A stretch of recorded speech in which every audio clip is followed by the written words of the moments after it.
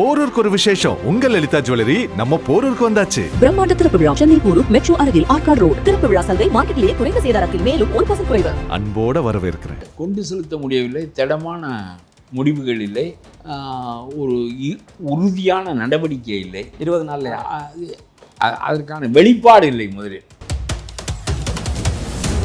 அவர் எப்படி இங்கே என்னடா கூட்டம், என்னடா பீடி பிடிக்கணும் போட அப்படி சொல்வது போல் ஒரு மிரட்டல்.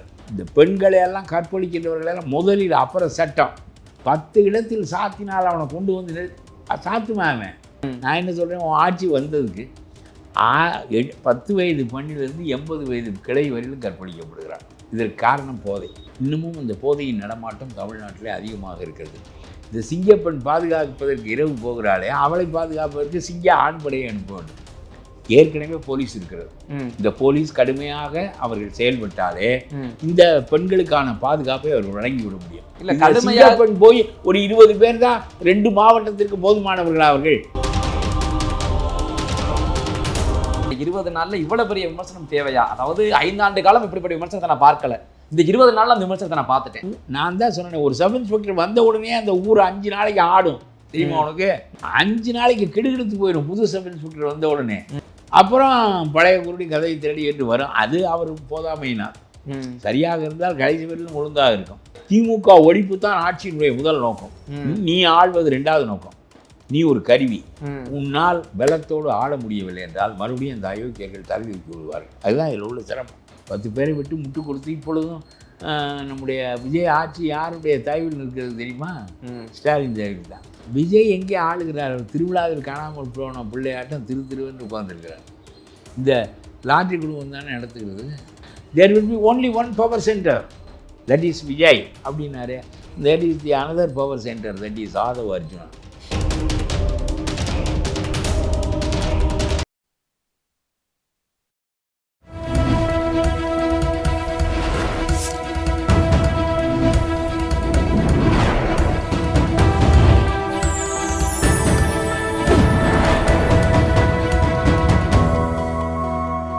சேனல் 5 தமிழ் நேயர்களுக்கு வணக்கம்.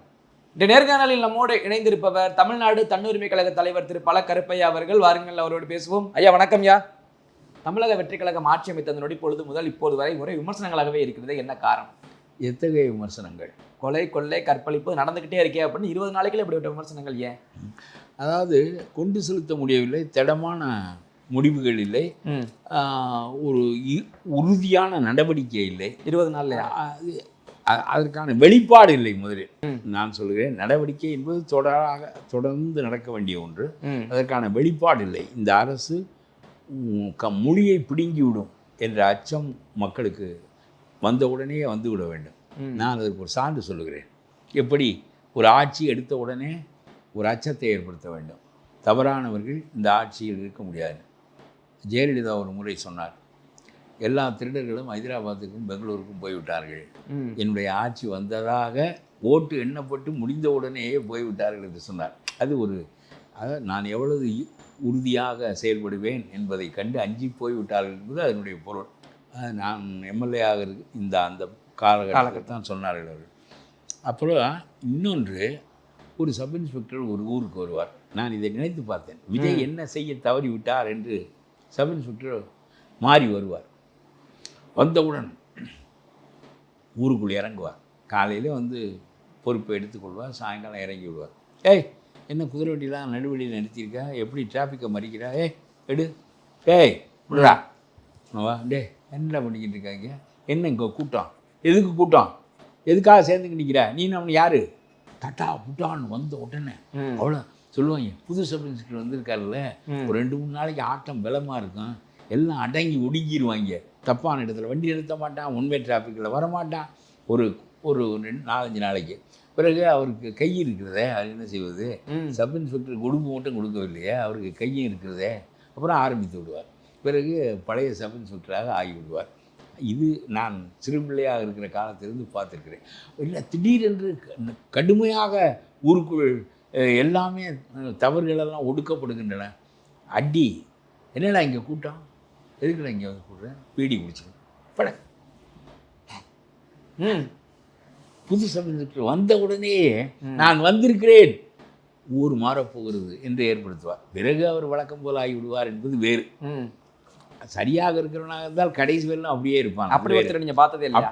இல்லை, இது எல்லா சப் இன்ஸ்பெக்டர்களும் ஒரு புது ஊருக்கு மாற்றலாகி போனவுடன் நான் வந்திருக்கிறேன் என்கின்ற அழுத்தத்தை ஏற்படுத்துவதற்காக செய்வார்கள். அது மாதிரி இவர் வந்தவுடன் மாறிவிட்டது நாடு. இனிமேல் ஊழல் கிடையாது, இனிமேல் காசு வாங்குவது கிடையாது, அதிகாரிகளெல்லாம் கடுமையாக நடவடிக்கை எடுக்க வேண்டும். எந்த அதிகாரி நடவடிக்கை எடுக்கவில்லையோ அவன் மாற்றப்படுவான். அவர் எப்படி இங்கே என்னடா கூட்டம், என்னடா பீடி பிடிக்கணும் போட அப்படி சொல்வது போல் ஒரு மிரட்டல். இந்த பெண்களையெல்லாம் கற்பழிக்கின்றவர்களெல்லாம் முதலில், அப்புறம் சட்டம். 10 இடத்தில் சாத்தினால் அவனை கொண்டு வந்து சாத்துமாமே நேர்மையாக இருக்கும். அப்படித்தான் நடக்கும். கடுமையாக ஊர் மாறிவிட்டது, பெரிய மாறுதலுக்கு உள்ளாக போகிறது என்ற நம்பிக்கையை அவன் ஏற்படுத்துவான் முதல் 10 நாள். அவன் நேர்மையாக இருந்தால் கடைசி வரையில் ஏற்படுத்துவான்.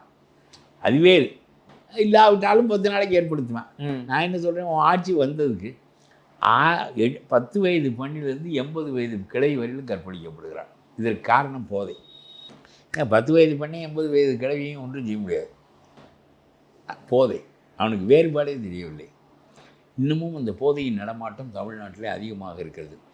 குற்றங்கள், கொலைகள் தொடர்ந்து வந்த 15-20 நாட்களுக்குள் பெரிய அளவுக்கு நடந்து கொண்டே இருக்கிறது. யார் அங்கே அதிகாரி? எதற்காக இதெல்லாம் நடக்கிறது என்று கேட்டால் அதிகாரி நம் இடமா தூக்கி அடித்து விடுவார் என்று பயப்படுவான். நீ ஒன்றுமே இல்லையே. இன்னும் அதிகாரிகளே செம்மையாக நியமிக்க முடியவில்லை. மேலே ஒரு ஆளை சரியாக மாற்றினால் போதும், அவன் கீழே முடுக்கி விடுவான். ஆகவே இது சிங்கப்பெண் படை இது மாதிரி இருக்கு. அந்த படையை பற்றி உங்களுடைய விமர்சனம் என்ன? அவன் ராத்திரியில் பாதுகாக்கிறதுக்காக போகிறான்னு வச்சுக்குவோம். அவளுக்கு உடுப்பு தான் மிச்சம். புது வகையான உடுப்பு வடிவமைக்கப்பட்டிருக்கிறதே தவிர 2 மாவட்டத்துக்கு 2 ஸ்டேஷன் இருக்கும். ஒரு மாவட்டங்கிறது எவ்வளோ பெரியது, அது ஒரு பக்கம் இருக்கட்டும். இந்த சிங்கப்பெண் பாதுகாப்பதற்கு இரவு போகிறாளே, அவளை பாதுகாப்பதற்கு சிங்க ஆண் படையை அனுப்ப வேண்டும். அவங்களுக்கு தான் பாதுகாப்பு, கை துப்பாக்கி எல்லாமே கொடுக்குறாங்க. ஆமாம், அதை உடனே துப்பாக்கி வைத்து சுட்டு விடுவார். அதெல்லாம் துப்பாக்கி வைத்திருக்கின்றவர்களெல்லாம் ஒன்றும் செய்ய முடியாது அந்த நாட்டில். கடவுள திருடர்களை புதிய உடனே துப்பாக்கி வைத்து உடனே நீ யாரையும் சுட்டு விடுவாய் தகர. 2வது 10 பேர் சேர்ந்து கொண்டாலும் உடைய துப்பாக்கி அதல்ல. இது ஏற்கனவே போலீஸ் இருக்கிறது. இந்த போலீஸ் கடுமையாக அவர்கள் செயல்பட்டாலே இந்த பெண்களுக்கான பாதுகாப்பை அவர்கள் வழங்கி விட முடியும். பெண் போய் ஒரு 20 பேர் தான் 2 மாவட்டத்திற்கு போதுமானவர்கள் அவர்கள். இதுக்கு எதுக்கு ஒரு புது உடை? ஏன் உனக்கு ஒன்றும் செய்ய தெரியவில்லை என்றால் வந்ததுக்கு ஒரு கொலைக்கல் நட்டு ஊதியை பூசி விட்டு போவது போல, நான் ஒரு கோயில் கட்டினேன் என்பது போல, அதுதான் நடவடிக்கையை தவிர ஏற்கனவே போலீஸ் இருக்கிறது. இந்த குற்றங்களெல்லாம் இதற்கு முன்னால் போலீஸ் இல்லாத காரணத்தினால், சிங்கப்பெண் இல்லாத காரணத்தினால் இவையெல்லாம் நடந்தனவா? எல்லா குற்றங்களையும் ஒடுக்குவதற்கு போதுமான போலீஸ் படை இருக்குது. பற்றாக்குறை தான் நீங்கள் சுட்டி காட்டுறீங்களா? நீங்கள் பற்றாக்குறை தான் சுட்டி காட்டுறீங்களா? காவலர்கள் பற்றாக்குறையாக இருக்குல்ல? இல்லை, பற்றாக்குறை இருந்தால் பற்றாக்குறையை நிறைவு செய், அவர்களை செயல்பட வை. செயல்படாதவனை தலைவர் தான் தலைமையை மாற்றி விட்டாலே கீழே இருக்கிறவனை. இல்லையா, நான் என்ன கேட்குறேன், இந்த 20 நாளில் இவ்வளோ பெரிய விமர்சனம் தேவையா? அதாவது 5 ஆண்டு காலம் இப்படிப்பட்ட விமர்சனத்தை நான் பார்க்கல, இந்த 20 நாளில் அந்த விமர்சனத்தை நான் பார்த்துட்டேன். இல்லை, அதெல்லாம் கிடையாது. எப்பவும் விமர்சனங்கள் இருந்தது. அவன் அப்படித்தான் செய்வான் என்று சொல்லி இருந்தது. நீ இதையெல்லாம் மாற்றி அமைப்பேன் என்று வந்திருக்கிறாயே, அதற்கான நடைமுறை இது முடிக்க. நான் தான் சொன்னேன், ஒரு சப் இன்ஸ்பெக்டர் வந்த உடனே அந்த ஊர் 5 நாளைக்கு ஆடும். தெரியுமா உனக்கு? 5 நாளைக்கு கிடுகிடுத்து போயிடும் புது சப் இன்ஸ்பெக்டர் வந்த உடனே. அப்புறம் பழைய குருடி கதையை தேடி என்று வரும். அது அவர் போதாமையினார். சரியாக இருந்தால் கடைசி வரையிலும் ஒழுங்காக இருக்கும். அது மாதிரி ஒரு ஆட்சி வந்தவுடன் முடுக்கி விட்டு முதலில் இந்த மாதிரி குற்றங்களின் காதில் விழக்கூடாது. யார் அதுக்கு அதிகாரமோ, யார் அதற்கு பொறுப்போ அவர்கள் தூக்கி எறியப்படுவார்கள். எல்லாரும் அவன் வேலையை சரியாக செய்யும்படி தூண்டுவது தான் தலைமையினுடைய தன்மை. இதெல்லாம் ஏற்கனவே இருக்கின்ற அமைப்பு. சும்மா இது என்னமோ ஒரு போதாமல் இருந்தது போல அதை ஈடுகட்டுவதற்கு இன்னும் முழுமையை பெறலை. அவர் சிங்கப்பெண் திட்டம் அப்படின்றது, பாதுகாப்பு திட்டம் முழுமை பண்ணவே இல்லை. என்ன இப்பதான் பேசுவது என்ன, நீ பேசுவது என்ன? நான் என்ன சொல்றேன்னா, ஏற்கனவே படை அமைப்பெல்லாம் இருக்குது. அவர்களை முடுக்கி விட்டு இந்த சொல் எந்த பகுதியிலிருந்து வருகிறது, எங்கே இந்த கற்பழிப்பு நிகழுது, அங்கே அதிகாரி யார், ஏன் இதை நிகழ முடிகிறது, என்ன உங்களுடைய போதாமை, என்ன இல்லை, கேமரா வைத்திருக்கிறீர்கள், அது வைத்திருக்கிறீர்கள், இது நவீன கருவிகள் 100,000 வைத்திருக்கிறீர்கள், நீங்கள் செயல்படுகிறீர்கள் என்ற அச்சம் இருந்தாலே ஊர் ஒழுங்குவிடும். எல்லாரும் காலை நீட்டி கொண்டிருந்தால் எப்படி ஒழுங்குவிடும்? இது இது சிங்கப்பெண் இல்லாததினால் பெண் கற்பழிக்கப்படுகிறாள் என்பது இல்லை, சிங்கப்பெண்ணே கற்பழிக்கப்படுவாளோ என்று எனக்கு ஒரு அச்சம் உண்டு. அதனால் இதெல்லாம் பெண் போலீஸை முதலில் ஏற்படுத்தினார்கள், பிறகு பெண் போலீஸுக்கு பாதுகாப்புக்கு ஆண் போலீஸை அனுப்பினார்கள். இரவு பாதுகாப்பதற்கு அவள் போக வேண்டியது தான் ஆண் போலீஸையும் சேர்த்து அனுப்புவார்கள். ஏன்னா அவர்களே போயிட்டு ஏதாவது ஆகிவிட்டால் செய்வது என்று ஒரு அதிகாரி கேட்டார் என்று ஒரு புகழ்பெற்ற வழக்கு ஒன்று பழைய காலத்திலே உண்டு. அதனால் நான் என்ன சொல்லுகிறேன் என்றால், கெடுப்பவன் ஆண், பெண்ணை கெடுப்பவன் யார்? பெண்ணா கெடுக்கிறாள், பெண்ணை ஆண் கெடுக்கிறான். அவன் வலிமையானவன், அயோக்கியன், அவன் எந்த ஒன்றுக்கும் அஞ்சாதவன். அவனை ஒழுங்குபடுத்துவதற்கு ஏற்கனவே அமைப்பா இல்லை. இந்த சிங்கப்பெண் போய் தான் அவனை பிடித்து விடுவாள். அவன் ஒரு அயோக்கியனையும் பார்த்தால் அவனெல்லாம் இப்போ அயோக்கியத்தனத்திலேயே ஊறியவன் அவனெல்லாம். சரி, இதை சிந்திக்க தெரியவில்லை உங்களுக்கு. அது சும்மா ஏதாவது செய்ய வேண்டும் என்று. அப்புறம் என்ன இவர் 3 பெரிய திட்டங்கள் போட்டார். வந்த உடனே 3 அறிவிப்பு செய்தார். ஒன்று சிங்கப்பெண், இன்னொன்று என்ன, போதையை ஒழிக்கிறேன் என்றார். சரி, அப்புறம் வந்தவுடன் எவ்வளவோ அறிவிப்புகள் செய்திருக்கலாம். பரந்தூர் விமான நிலையம் நிறுத்தப்படும், புதிய கரட்டு நிலங்களில் விமான ஓடுதளங்கள் உருவாக்கப்படும், அந்த கிராமங்கள் உயிர்ப்பிக்கப்படும், அந்த வீடுகள் நீக்கப்பட மாட்டாது. 25% என்னமோ பணம் செலவாகி இருக்கிறது. போனால் போகட்டும், மக்களுடைய கிராமம் வாழ்வதும் ஏரிகள் வாழ்வதும் 4000 ஏக்கர் நஞ்சை வாழ்வதும் தான் முக்கியம் என்று ஒரு அறிவிப்பு பண்ணியிருக்க வேண்டும். இன்னும் யோசித்து கொண்டே இருக்கிறார்கள். விறுவிறுவென்று இதெல்லாம் என்ன? நீ ஏற்கனவே முடிவு செய்துதானே பேசினாய். அதை நடைமுறைப்படுத்துவதற்கு அறிவிக்க வேண்டியதானே. இவையெல்லாம் உன்னுடைய ஆட்சியில் நடக்கும் என்ற நம்பிக்கையை நீ ஊட்டி விட்டு வந்திருக்கிறாய். அது நியாயமான நம்பிக்கை.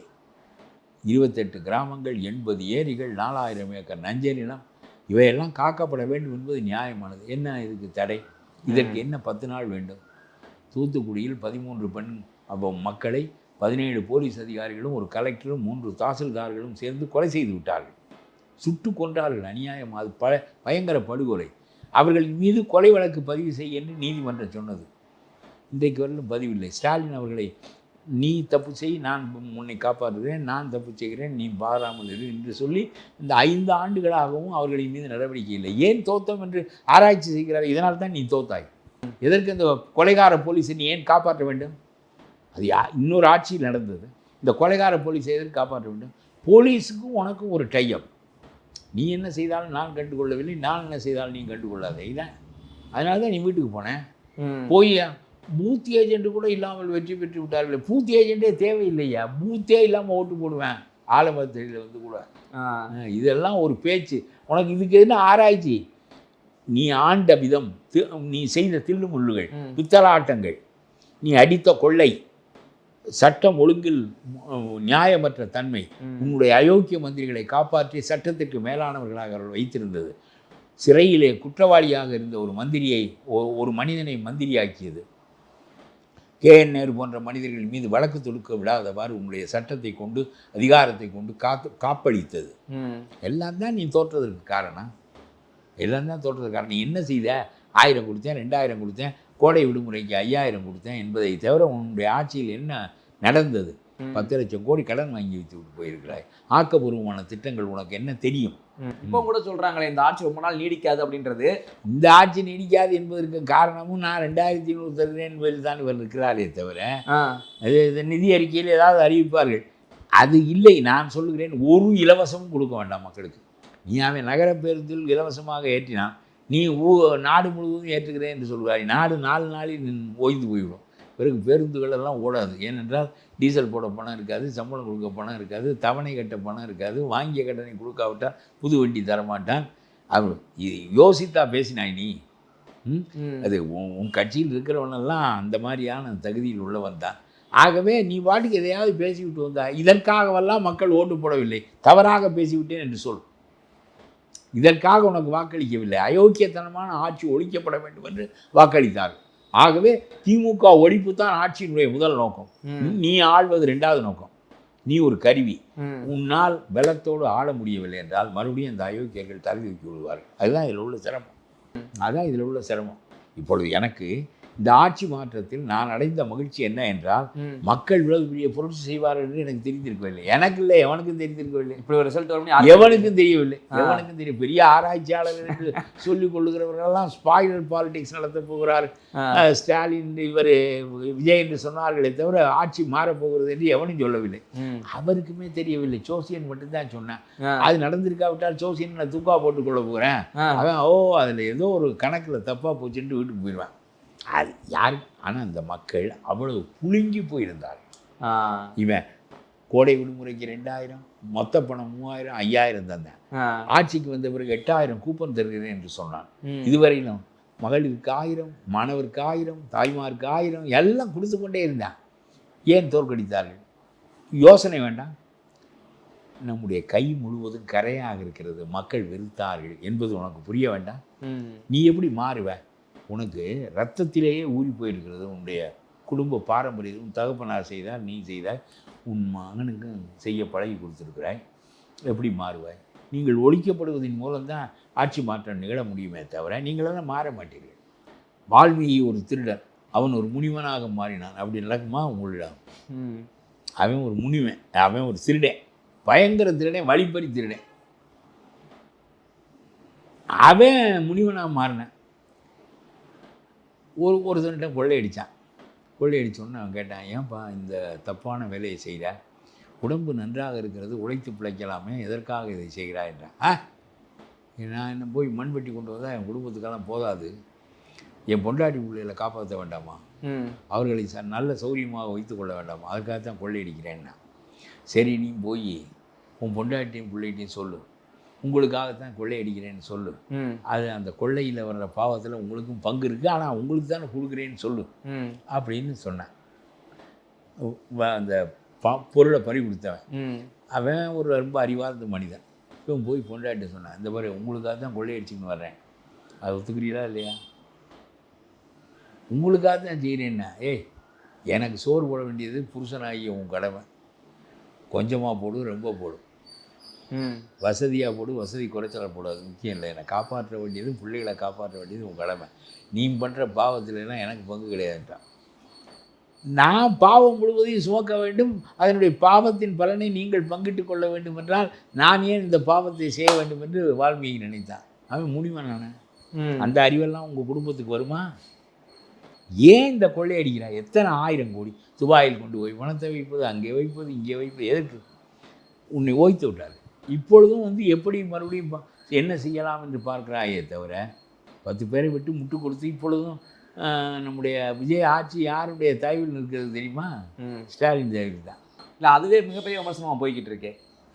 அந்த ஸ்டாலின் தயவை விட்டு வெளியேறி விட வேண்டும் என்பதற்காக இவர் போய் அதிமுகவில் இந்த மார்ட்டின் ஒரு இந்த லாட்ரி நடத்துவதிலும் நியாயமாக நடத்துவதில்லை, பரிசே கொடுக்காமல் பரிசு சீட்டை அடித்து வைப்பது. இப்படி ஒரு குடும்பம் ஒரு 50,000 கோடி சேர்த்து வைத்து கொண்டு பெண்டாட்டியை அரசியல் இறக்கி, மருமகனை அரசியல் இறக்கி, மகனை அரசியல் இறக்கி, தமிழ்நாடு, புதுச்சேரி எல்லாவற்றையும் தங்களுடைய கைக்குள் கொண்டு வந்து விட்டார்கள். இது ஸ்டாலின் அடித்த கொள்ளையை விட படுமோசமாக இருக்க போகிறது இந்த லாட்ரி குடும்பம் தமிழ்நாட்டில் செய்ய போகின்ற முறை. அவர்கள் பணம் கொடுத்து கட்சியை கலைத்தார்கள். மார்ட்டின் மாமியாரையும் சேர்ந்து தானே அதிமுகவை உடைத்தார்கள். 25 பேரை எப்படி கூட்டிக் கொண்டு வந்தார்கள். 5 பேருக்கு மந்திரி பதவி கிடைக்கும், எங்களுக்கு என்ன கிடைக்கும் என்று அவன் கேட்டான். உங்களுக்கெல்லாம் பணம் தருகிறேன் என்று ரீமா ரோஸ் கொடுத்தார். ஸ்டாலின் விஜய் ரொம்ப நேர்மையாக நாடாளுவதற்கு, அவருடைய ஆட்சி பாதுகாக்கப்படுவதற்கு இவர் பணம் கொடுக்குறார். ஏனென்றால் இவருடைய மகன் எங்கே இருக்கிறார், நாமும் போய் எங்கே மந்திரியாக ஆகிவிடுவோம். எவ்வளவு கேவலமாக அரசியல் நடக்கிறது பாருங்கள். அது ஸ்டாலின் காலத்து கொள்ளை வேறு மாதிரியாக இருக்கிறது, இவர்களுடைய முட்டாள்தனம் வேறு மாதிரியாக இருக்கிறது. நம்ம விஜய் எங்கே ஆளுகிறார்? திருவிழாவில் காணாமல் போன பிள்ளையாட்டம் திருவென்று உட்கார்ந்துருக்கிறார்.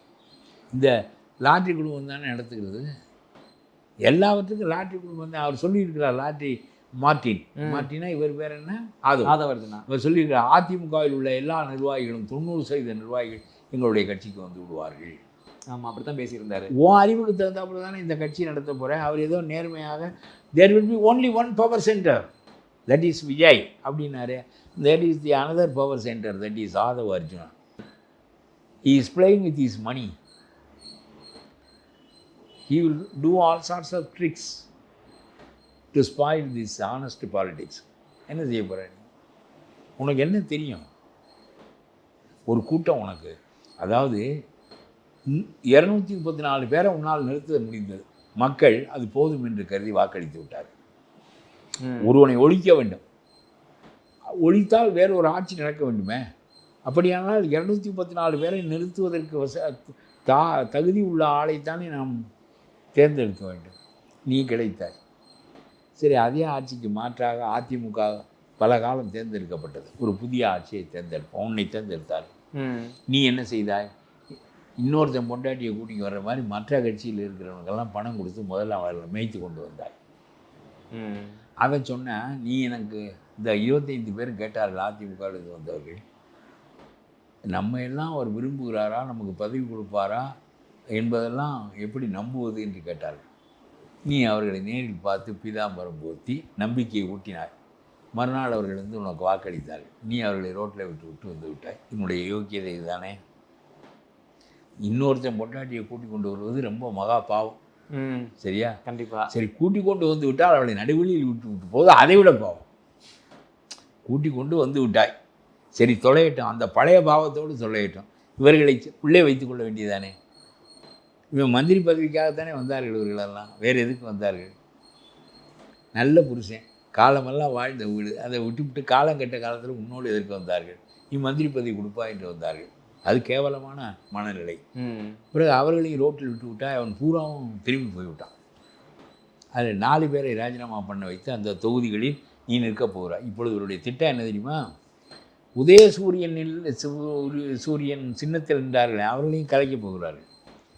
கூட்டிக் கொண்டு வந்து உதயசூரியன் சின்னத்தில் நின்றவர்களையும் நீங்கள் ராஜினாமா செய்து விடுங்கள் பதவியை, விசில் சின்னத்தில் உங்களுக்கு நிற்பதற்கு வாய்ப்பு தருகிறோம்.